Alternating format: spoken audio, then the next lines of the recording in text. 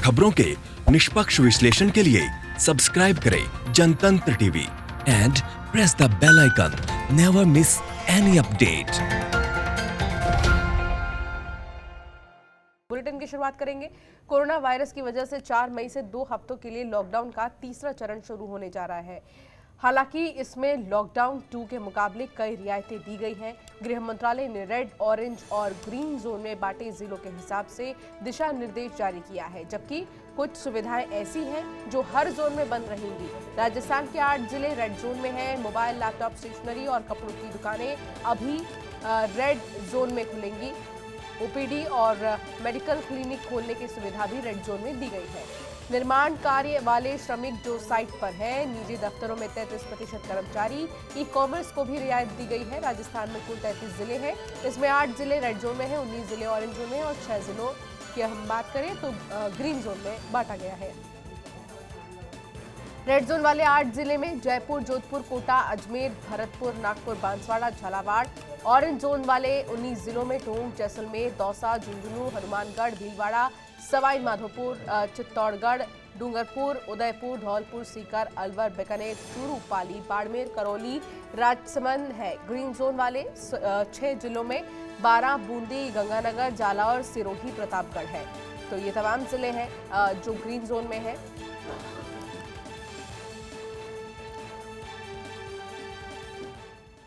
तो राजस्थान में कोरोना संक्रमण के सोमवार सुबह 123 नए मामले सामने आए हैं। प्रदेश में संक्रमितों की संख्या 3009 हो गई है। देश में आज से लॉकडाउन 3 की शुरुआत हो रही है। लॉकडाउन का तीसरा चरण सोमवार से शुरू होगा और 17 मई तक चलेगा। राजस्थान में आज से महामारी अध्यादेश लागू हुआ है। नियमों का उल्लंघन करने पर 10,000 का जुर्माना और 2 साल तक की सजा का प्रावधान है। जिला कलेक्टर को इस कानून में कई पावर मिली है। जयपुर के एसएमएस अस्पताल में आज से टेलीमेडिसिन की सुविधा शुरू होगी। इसके लिए CM Ashok Gehlot app launch करेंगे। जोधपुर में 73, चित्तौड़गढ़ में 17 और जयपुर में आज 12 पॉजिटिव मरीज मिले हैं। अब तक 1356 लोगों को ठीक करके घर भेजा जा चुका है। राजस्थान में अब तक 75 लोगों की मौत हो चुकी है। अरविंद पलावत हमारे संवाददाता हमारे साथ जुड़ गए हैं ज्यादा बातचीत के लिए। फिलहाल अरविंद, जिस तरीके से देखा जा रहा है राजस्थान में लॉकडाउन 3 का असर थोड़ा बहुत देखने को मिल रहा है। कुछ जगहों पर छूट दे दी गई है, लेकिन सवाल ये है कि फिलहाल की क्या स्थिति है, कहां छूट दी गई है और कहां राहत है? जी बिल्कुल, देखिए अंशिका, लॉकडाउन 3 में जिस तरह से केंद्र सरकार ने जो छूट दी थी उसी तर्ज पर जो राजस्थान सरकार है उन्होंने छूट दी है। गृह विभाग की ओर से कह दिया गया था और उन्होंने कल अपना जो एक विस्तृत गाइडलाइन पत्र यहां पर जारी कर दिया था और उस पत्र में बता दिया था कि किन किन सेक्टर्स में छूट मिलेगी। साथ ही एक बड़ी बात है, जो शराब की दुकानें हैं वहां पर छूट दे दी गई है। लेकिन आज जो शराब की दुकान सुबह 10 बजे खुलनी थी, लेकिन वो इसलिए नहीं खुल पाई क्योंकि देखिए एक्साइज की क्लियरेंस जो है, क्योंकि अप्रैल में नए जो ठेके हैं वो शुरू होते हैं और ये जो ठेके हैं उसके बाद में एक्साइज क्लियरेंस चाहिए होती है। पुराना जो माल होता है उसको नए माल में कन्वर्ट किया जाता है। तो ऐसी स्थिति में पूरे अप्रैल ये दुकानें बंद रही। तो इस स्थिति में अब जो दुकानें हैं वो हालांकि आज नहीं खुल पाई है। आज दोपहर बाद या शाम तक ये दुकानें यहाँ पर खुल सकती है। हालांकि कुछ जगह पर दुकानें खुली हैं जहां पर काफी भीड़ भी यहाँ पर देखने को मिल रही है। बताया जा रहा है गुजर की थड़ी पे एक दुकान जिसको अप्रूवल मिल चुकी थी वो दुकान आज खुली है, वहां पर काफी भीड़ है। और इसके साथ ही कई तरह के जो लॉकडाउन 3 में कई प्रोविजंस यहां पर किए गए हैं, जिसमें यदि कोई व्यक्ति रोड पर यदि थूकता है तो उस पर जुर्माना लगाया गया है। साथ ही 50 से ज्यादा लोग यदि किसी समारोह में शामिल होते हैं वहां पर भी जुर्माने के प्रावधान है। कई तरह के जुर्मानों के प्रावधान यहां पर है। 200 से 1,200 रुपए से लेकर और 10,000 रुपए तक के जो प्रावधान है वो यहां पर किए गए हैं। तो इस तरह से कहा जा सकता है बड़ी संख्या में जो कोरोना को लेकर लॉकडाउन 3 के अंदर काफी चीजों का परिवर्तन यहाँ पर किया गया। काफी चीजों में यहाँ पे शिथिलता दिखी क्योंकि देखिए औद्योगिक इकाइयां चालू होना जरूरी था, क्योंकि जो राज्य की जो स्थितियां थी वो विकट चल रही थी। राज्यों के राजस्व अर्जन भी नहीं हो रहा था। मुख्यमंत्री ने भी कहा था कि करीब 10,000 करोड़ से ज्यादा का जो राजस्व का घाटा है वो यहाँ पर हुआ है। बिल्कुल। और इसके साथ ही यदि कोरोना की यदि बात करें तो कोरोना के पेशेंट्स जो हैं वो लगातार यहाँ पर बढ़ते जा रहे हैं। 3009 जो मरीज हैं कोरोना के वो यहाँ पर हो चुके हैं। और जिस तरह से जयपुर और जोधपुर पहले कोरोना के एपिक सेंटर के रूप में उभरे, उससे पहले भीलवाड़ा था, लेकिन अब नया एक जिला है जो चित्तौड़गढ़ है, जहां पर काफी कुछ आराम बताया जा रहा था, काफी कुछ स्थिति वहां नियंत्रण में बताई जा रही थी। ऑरेंज जोन में ये जिला बताया जा रहा था। लेकिन वहां पर कल 40 पॉजिटिव मिले और उसके बाद में आज भी बड़ी संख्या में 17 एक साथ पॉजिटिव वहां पर मिले। देखिए भीलवाड़ा और चित्तौड़गढ़ दोनों सटे हुए जिले हैं। चित्तौड़ के बाद में भीलवाड़ा जो जिला है वो आता है। ऐसी स्थिति में दोनों ही जिलों की जो पॉपुलेशन है काफी कम है और ऐसी स्थिति में करीब 86 जो पेशेंट्स है वो यहाँ पर हो चुके हैं, जो अपने आप में एक बड़ी संख्या यहाँ पर दर्शाता है। ऐसी स्थिति में अब चित्तौड़ के लिए भी कोई ऐसा ही एक मॉडल यहाँ पर लाना पड़ेगा कि जिस तरह से भीलवाड़ा में लगातार मरीजों की संख्या सामने आई, तो उसी तरह से अब चित्तौड़ में भी लगातार जो कोरोना पेशेंट्स है उनकी संख्या सामने आ रही है। वहीं यदि जयपुर की बात करें तो यहाँ पर आंकड़ा 1000 से पार हो चुका है। जयपुर में 1005 पेशेंट्स है, जबकि जोधपुर में 705 कोरोना पेशेंट्स है, जबकि अजमेर की यदि बात करें तो 168 है, बांसवाड़ा में 66 है, भरतपुर में 114 पेशेंट्स यहाँ पर है। और इसी तरह से यदि बात करें नागौर में 118, कोटा में 212 और टोंक में 134 कोरोना पेशेंट्स यहाँ पर है। हालांकि एक राहत की बात इसे कहा जा सकता है कि 1356 जो कोरोना पेशेंट्स है उनकी कोरोना रिपोर्ट है वो अब नेगेटिव आ चुकी है और उसमें से 923 को डिस्चार्ज किया जा चुका है और एक्टिव केसेस जो है वो 1518 है। साथ ही एक राहत की और दूसरी बात की प्लाज्मा थेरेपी जो है उसको लेकर भी यहाँ पर आईसीएमआर की अनुमति मिल चुकी है। जो एसएमएस हॉस्पिटल है वहां पर ये जो थेरेपी है ये यहाँ स्टार्ट कर दी गई है और गंभीर जो पेशेंट्स है उनको ये जो प्लाज्मा थेरेपी है ये दी जाएगी और इससे प्रयास किया जाएगा कि जो कोरोना संक्रमित मरीज है उनको रिलीफ यहाँ पर दी जा सके, उनको गंभीर जो मरीज है उनको यहाँ पर ठीक किया जा सके। वहीं जो कोविड गैर कोविड जो मरीज हैं जिनको कोरोना वायरस का कोई संक्रमण नहीं है, ऐसी स्थिति में देखने में आ रहा था कि कहीं पर कुछ जो जगह थी कुछ हॉस्पिटल्स उन ऐसे पेशेंट्स को देख नहीं रहे थे, वहां पर ओपीडी सेवाएं चालू नहीं थी, तो ऐसे में टेलीमेडिसिन एक ऐप जो है वो यहाँ पर डेवलप किया गया है और पोर्टल के माध्यम से यहाँ पर आम जो लोग हैं जिनको कोरोना वायरस नहीं है उन्हें वहां पर जो डॉक्टर्स हैं करीब 30 जो डॉक्टर्स रहेंगे वो वहां पर उनके ट्रीटमेंट जो है वो ऑन कॉल वहां पर देंगे। जी अंशिका। बिल्कुल अरविंद, लगातार जिस तरीके से हम देख रहे हैं राजस्थान की स्थिति को, तो उसमें यही है कि तमाम कोशिशें की जा रही हैं सरकार की तरफ से कि स्थिति को कंट्रोल में किया जाए। फिलहाल जो टेलीमेडिसिन ऐप जो लॉन्च करने वाले हैं अशोक गहलोत, उसको लेकर क्या जानकारी मिल रही है अरविंद? जी देखिए, ये जो टेलीमेडिसिन ऐप है ये मुख्यमंत्री अशोक गहलोत और जो चिकित्सा मंत्री है उनकी ओर से लॉन्च किया जाएगा। मुख्यमंत्री 11 बजे से जो वीडियो कॉन्फ्रेंस है उसमें है और इसी दौरान ये जो ऐप है ये भी लॉन्च किया जाएगा और इस ऐप का मकसद ये रहेगा कि आम जो लोग हैं जिनको कोरोना के कारण उनको रिलीफ नहीं मिल पा रही, क्योंकि काफी ये देखने में आ रहा था कि कोरोना के चलते जो सरकारी हॉस्पिटल हो चाहे प्राइवेट हॉस्पिटल हो आम मरीजों को वहां पर नहीं ले रहे थे। ये एक बड़ी चीज यहाँ पर देखने में आ रही थी जिसको लेकर मोबाइल वैन्स जो है वो यहाँ स्टार्ट की गई, ओपीडी वैन्स जो थी मोबाइल वो यहाँ पर स्टार्ट की गई और अब ये जो टेलीमेडिसिन ऐप है ये यहाँ पर जो है स्टार्ट किया जा रहा है। किसी भी व्यक्ति को यदि कोई बीमारी होती है तो वो डॉक्टर से सलाह ले सकता है, डॉक्टर से बात कर सकता है, उनसे जो प्रिस्क्रिप्शन है वो यहाँ पर ऑनलाइन ले सकता है और डॉक्टर्स इस ऐप में कई तरह की फीचर्स भी यहाँ पर दिए गए हैं और बताया जा रहा है कि ये ऐप जो है ये आम लोगों के लिए काफी हेल्पफुल होगा। जब तक कोरोना वायरस का जो संक्रमण का खतरा रहेगा तब तक जो लोग हैं वो यहाँ पर मदद ले सकेंगे, इस ऐप के माध्यम से डॉक्टर्स से की सहायता ले सकेंगे और अपना जो ट्रीटमेंट है वो करवा सकेंगे। देखिए, कोरोना को लेकर राजस्थान सरकार लगातार प्रयास कर रही है और अब तक करीब 1,20,000 जो लोग हैं उनकी यहाँ पर जांच कर ली गई है। 1,20,000 लोगों की कोरोना टेस्टिंग यहाँ पर हो चुकी है। इसमें से 3,000 जो 9 लोग हैं वो यहाँ पर पॉजिटिव हैं, बाकी जो लोग हैं वो नेगेटिव हैं और करीब 5,000 के आसपास जो सैंपल्स हैं उनकी रिपोर्ट अभी आना बाकी है। तो ऐसी स्थिति में ये कहा जा सकता है कि सरकार लगातार प्रयास कर रही है। मुख्यमंत्री अशोक गहलोत खुद 11 बजे से एक वीडियो कॉन्फ्रेंस ले रहे हैं। इस वीडियो कॉन्फ्रेंस में जो सभी जिलों के जो कलेक्टर्स हैं, एसपीज हैं, उनको इस बैठक में बुलाया गया है। साथ ही लॉकडाउन 3 की जो सिचुएशन है उसको अंडर कंट्रोल रखने की यहाँ बात की जा रही है, क्योंकि देखिए लॉकडाउन जब खुलता है तो चेन ऑफ ट्रांसमिशन जो है कोरोना की उसको संक्रमण का खतरा कहीं ना कहीं ज्यादा होता है। ऐसे में इस संक्रमण के खतरे को कम करने के लिए किसी भी तरह से लोग एक दूसरे के संपर्क में न आए, सोशल डिस्टेंसिंग की पालना हो, क्योंकि देखिए औद्योगिक इकाइयां शुरू हो चुकी है, 33% जो स्टाफ है वो वहां पर पहुंच रहा है। ऐसे में किसी भी तरह से संक्रमण का खतरा ना हो, ये एक मैनेज करना एक बड़ी बात होगी।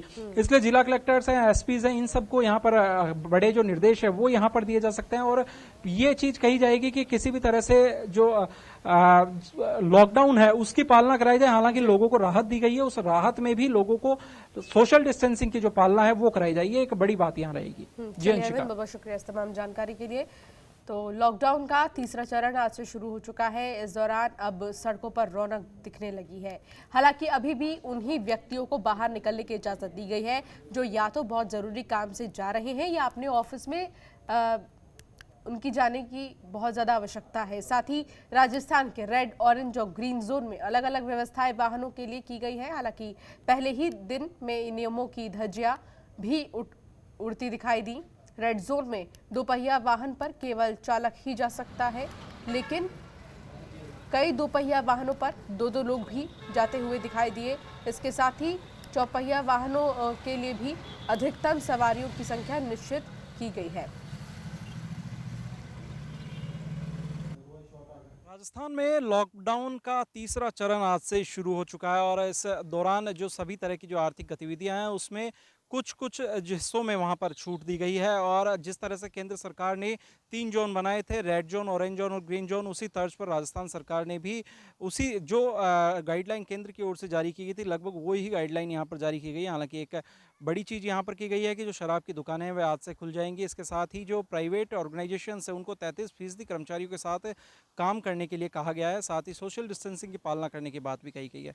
हालांकि ग्रीन जोन में काफ़ी कुछ राहत यहाँ पर दी गई है, लेकिन ऑरेंज जोन और रेड जोन की यदि बात करें तो यहाँ पर जो सीमित जो छूट है वो यहाँ पर दी गई है, रेस्ट्रिक्शंस लगाए गए हैं। और साथ ही ये कहा गया है कि हर एक व्यक्ति जो है वो सोशल डिस्टेंसिंग की पालना करे और यदि मास्क नहीं पहनते हैं या सार्वजनिक स्थान पर थूकते हैं तो उनके खिलाफ एक कड़ी कार्रवाई है वो यहाँ पर हो सकती है, जुर्माना उनके खिलाफ यहाँ पर हो सकता है। अरविंद पालावत, जनतंत्र टीवी, जयपुर। तो केंद्र सरकार की ओर से जारी तीसरे लॉकडाउन के लिए राजस्थान के गृह विभाग ने गाइडलाइन जारी कर दी है। गृह विभाग ने आदेश जारी किया है कि शाम 7 बजे से सुबह 7 बजे तक लोग घरों से बाहर नहीं निकल पाएंगे। फैक्ट्री, कार्यालय, संस्थानों के साथ खुली रहने वाली दुकानें शाम 6 बजे तक बंद हो जानी चाहिए ताकि उनका स्टाफ शाम 7 बजे तक अपने घर पहुंच सके। इमरजेंसी सेवाएं इस आदेश से प्रभावित नहीं होंगी। केवल विशेष परिस्थितियों में आमजन जिला प्रशासन से पास बनवाकर आ जा सकेंगे। सभी शैक्षणिक संस्थान बंद रहेंगे, लेकिन ऑनलाइन अध्यापन और डिस्टेंस लर्निंग की अनुमति रहेगी। कर्फ्यू क्षेत्र में ओपीडी अनुमति के से हो सकेंगे। इनमें सामाजिक दूरी मापदंड और अन्य सुरक्षा सावधानियां की अनुपालना करनी होगी। मॉडिफाइड लॉकडाउन अब 2 हफ्ते और बढ़ा दिया है और यह 17 मई तक लागू रहेगा। इस जो उन्होंने गाइडलाइन जारी की हैं उसके पीछे 2 उद्देश्य हैं। एक तरफ की कोरोना वायरस के विरुद्ध प्रभावी कार्यवाही की जाए और साथ साथ पूर्ण सुरक्षात्मक उपायों के साथ आर्थिक गतिविधियां भी आरंभ की जाए। कुछ ऐसी गतिविधियां हैं जो 17 मई तक प्रतिबंधित रहेंगी। यह पूर्व अनुसारी हैं, जिस प्रकार से रेल, हवाई सेवा आदि, अंतर्राज्यीय movement, swimming pool, shopping malls वगैरह पूर्णतः बंद रहेंगे। धार्मिक स्थल, किसी प्रकार का समारोह आदि सब बंद रहेगा। अंतिम संस्कार में केवल 20 व्यक्ति रहेंगे। शादी का समारोह में 50 हो सकते हैं, लेकिन 2 और शर्तें हैं। इसकी आपको पूर्व सूचना एसडीएम को देनी होगी और सामाजिक दूरी बनाए रखनी होगी। बड़ी खबर आपको बता दें, जहां यूपी के विधायक अमन मणि त्रिपाठी की मुश्किलें बढ़ी हैं। लॉकडाउन उल्लंघन को लेकर मामला दर्ज किया गया है। 12 लोगों के साथ बद्रीनाथ और केदारनाथ जा रहे थे विधायक। देहरादून प्रशासन ने पास जारी किया था। तारीख को खुलने और केदारनाथ जी में भी बाहरी लोगों की जाने की पर मनाही थी, तो क्या इसकी भी कोई जांच होगी कि किस तरह से परमिशन उनको मिली गई या क्या, या कोई जांच होगी? देखिए, वो तो मेरे स्तर का मामला नहीं है, किंतु जहां हमने जो कानून का उल्लंघन हुआ है उस पर हमने एफआईआर दर्ज कर दी। अशोक कुमार सर हमारे साथ। सर, अमन मणि त्रिपाठी कल पहुंचे थे, प्रतिबंधित क्षेत्र में पहुंचा पता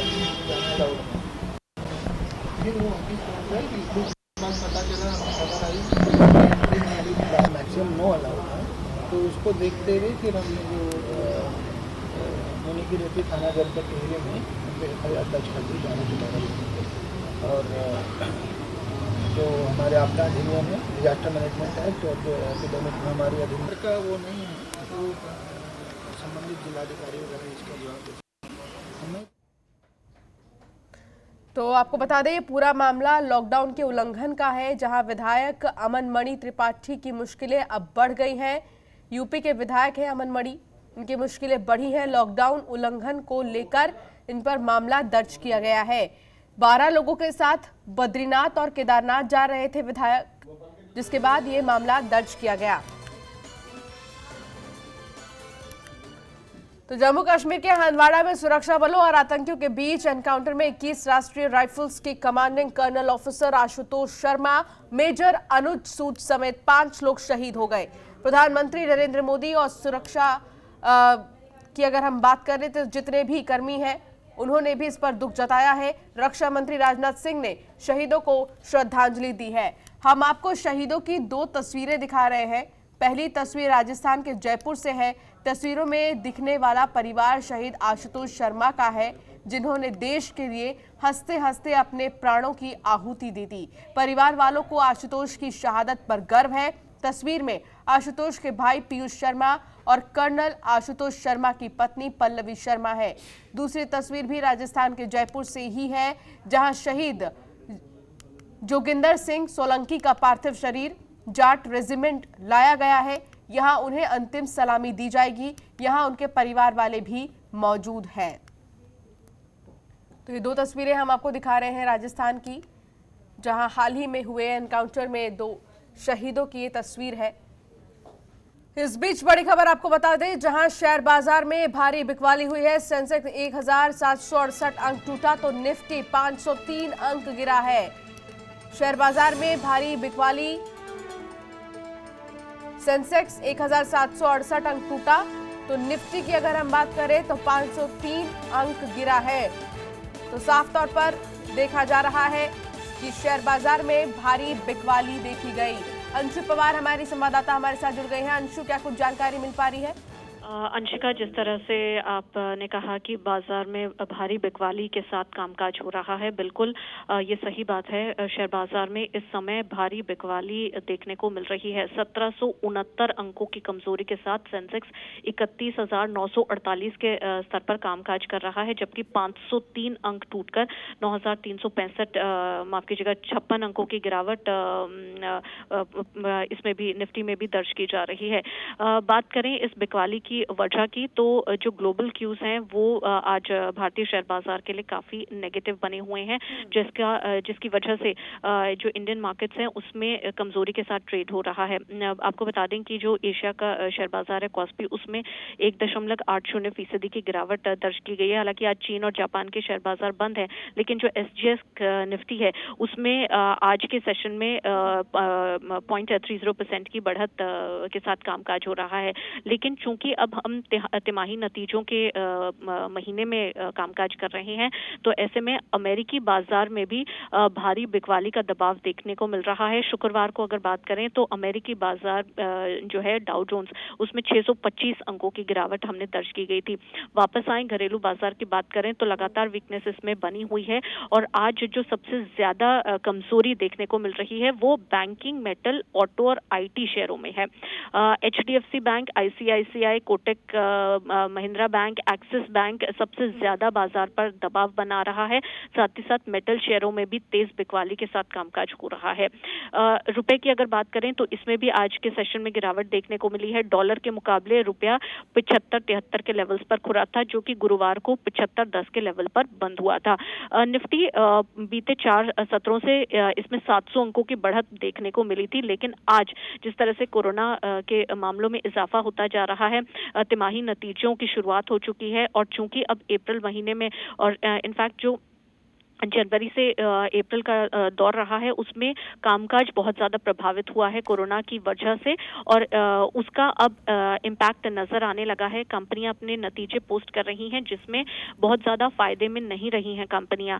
तो ये तमाम रीजंस हैं जिसकी वजह से मार्केट आज टूट रहा है। लेकिन चूंकि गृह मंत्रालय ने ये फैसला लिया है, लॉकडाउन 3 की आज से शुरुआत हो चुकी है, तो काफी सारी रियायतें इस दौरान दी गई हैं, जिसमें से एक है कि शराब की दुकानें भी खुलने लगेंगी। तो शराब की जो दुकानें खुल रही हैं उससे जो लिकर शेयर्स हैं उनमें काफी ज्यादा खरीदारी देखने को मिल रही है।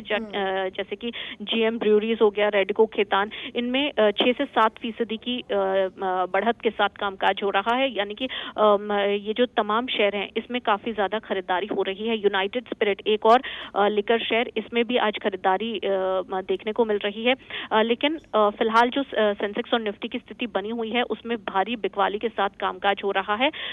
अगर तमाम इंडाइसेस की बात करें तो सिर्फ एक हेल्थ केयर और जो शराब के शेयर हैं उन्हें छोड़ दें तो बाकी के सभी इंडाइसेस में आज बिकवाली का दबाव देखने को मिल रहा है। सिप्ला, सन फार्मा, डॉक्टर रेड्डीज, भारती एयरटेल, निफ्टी के जो 50 शेयर हैं उनमें से इन 4 शेयरों को देख लें तो बाकी के 46 शेयरों में बिकवाली का दबाव है और जो ये 4 शेयर हरे निशान में हैं उनमें जो 3 शेयर हैं वो फार्मास्यूटिकल इंडस्ट्री से हैं। तो फिलहाल जो तस्वीर शेयर बाजार की निकल कर आ रही है कोरोना वायरस के बढ़ते संक्रमण के बीच दबाव के साथ शेयर बाजार में काम हो रहा है। सेंसेक्स की अगर बात की जाए तो 29 शेयर नीचे हैं, 30 में से महज सन फार्मा ऐसा शेयर है जिसमें खरीदारी जारी है। निफ्टी बैंक की अगर बात की जाए तो 12 के 12 शेयर लाल निशान में कामकाज कर रहे हैं। अंशिका। चलिए अंशु, बहुत बहुत शुक्रिया इस तमाम जानकारी के लिए। और चलिए इसी के साथ बुलेटिन में फिलहाल इतना ही। आप देखते रहिए जनतंत्र टीवी। नमस्कार। खबरों के निष्पक्ष विश्लेषण के लिए सब्सक्राइब करें Jantantra TV and press the bell icon. Never miss any update.